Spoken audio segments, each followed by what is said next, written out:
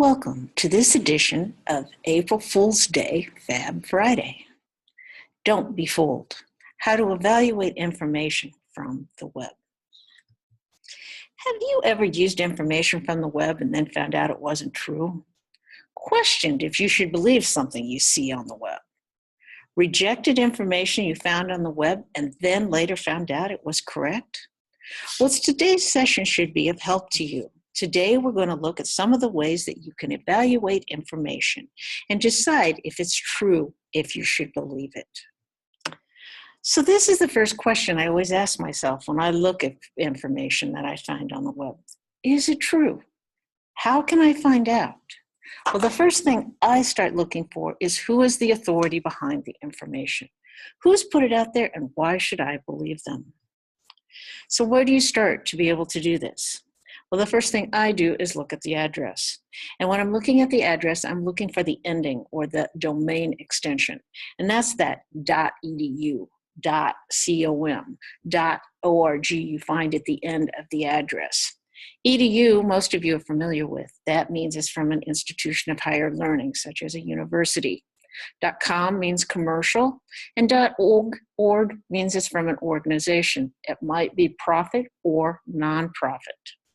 I'm going to use a couple of examples here to take a look at web information today. One is going to be WebMD, and the other one's going to be the Mayo Clinic. And when you look at the address from WebMD, you'll find out that it is a .com. It is a commercial website. That means it's out there to make money. Mayo Clinic, on the other hand, you'll find out is a .org. Now, whether that's a profit or nonprofit organization, it's hard to tell. So that's when we start looking for the About Us or About the Site to find out more about who has put it out there and why.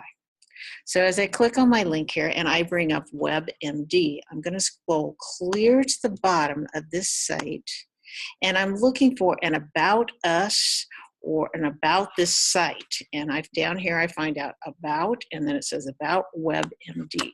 And when I click on that, I will find out I have a link right here that says who we are. So when I click on who we are, I find out, first of all, that I have 4 MDs, 4 medical doctors who are in charge of being editors.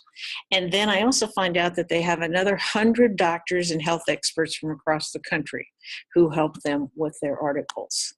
And also scroll down and find out that they have an editorial staff. Now, as I click on these different editorial staff names, I don't find any of them that are medical professionals. So let's take a look at Mayo Clinic and see who puts Mayo Clinic out there on the web for us to use. Again, I'm going to scroll clear to the bottom of the website. Now, this one isn't quite as far down as the one I found before. It's right up here. It says About this site. And when I click on that, I will go to this page and it says Meet Our Medical Editors. So I'm going to go ahead and click on Meet Our Medical Editors. And I'm going to find out that I have the Chief Medical Editor, MDs, and all these different topics. And you're going to see they're all medical personnel. Most all of them are medical doctors. And so when I look at the About this site, in both of these cases, it has helped me to see that yes, they are medical professionals and that I probably can trust the information that they're giving me. So what if I can't find an author? What if the website I'm looking at hasn't given me one? Well, the next question you have to ask yourself is, do you trust the publisher? And I'm going to use National Geographic here as my example. Almost all of us are familiar with National Geographic. If we follow my rule from before, we'll see it's a .com, which won't surprise any of us because we know National Geographic is a magazine who is a commercial company. I am going to scroll to the bottom of this website, and I'm going to look for an About button.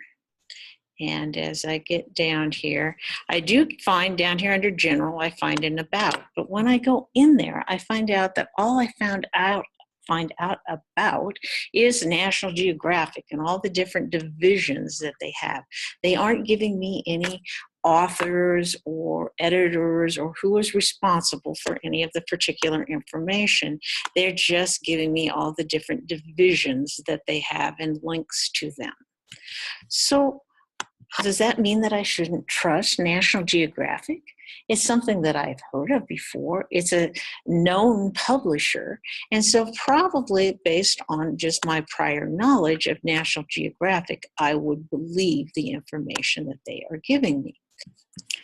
When I get into an article, one of the things that I will be able to see if right away is who the author is. And the other thing that I will see is when the article was published.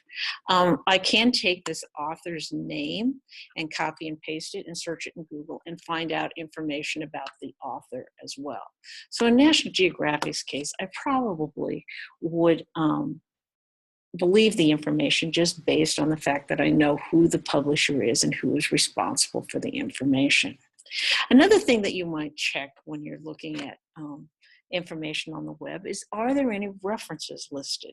I'm going to go back to my two medical websites here, and I'm going to do a search for a disease called lupus. And when I search lupus, I will come up with some information, and I'm in the Mayo Clinic right now, so I'm going to click on that one.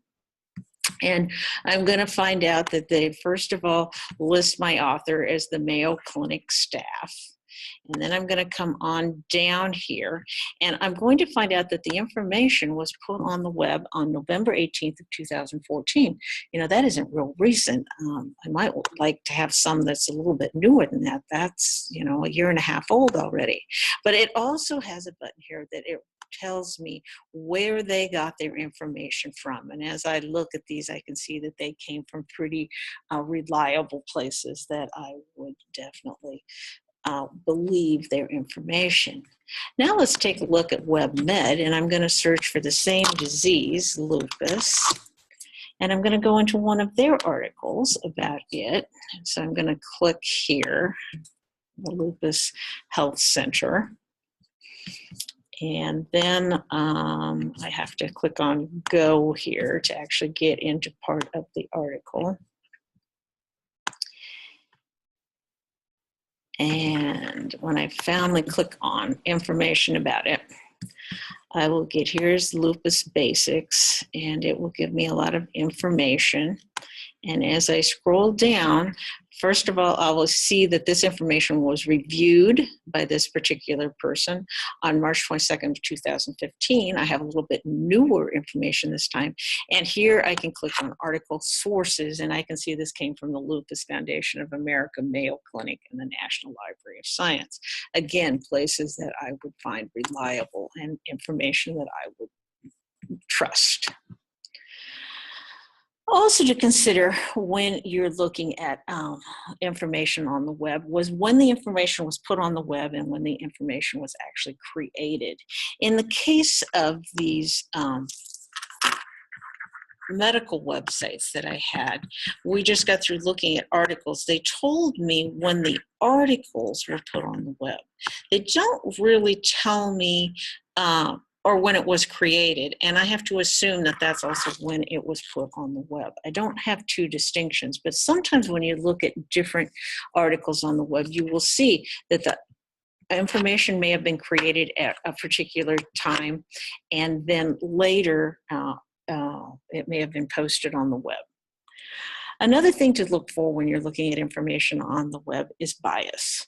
Like, for example, if I'm looking up information about gun control and I run into an article from the National Rifle Association, I would definitely need to recognize is bias in that particular article. It doesn't mean that I can't use the information. It just means that I need to recognize that the bias is there. So I do have to ask myself, does this matter to me? So ultimately, don't be fooled by the information you find on the web. You should know how to evaluate that information, and hopefully it will help you to know what information is true and reasonable and the information that you should trust.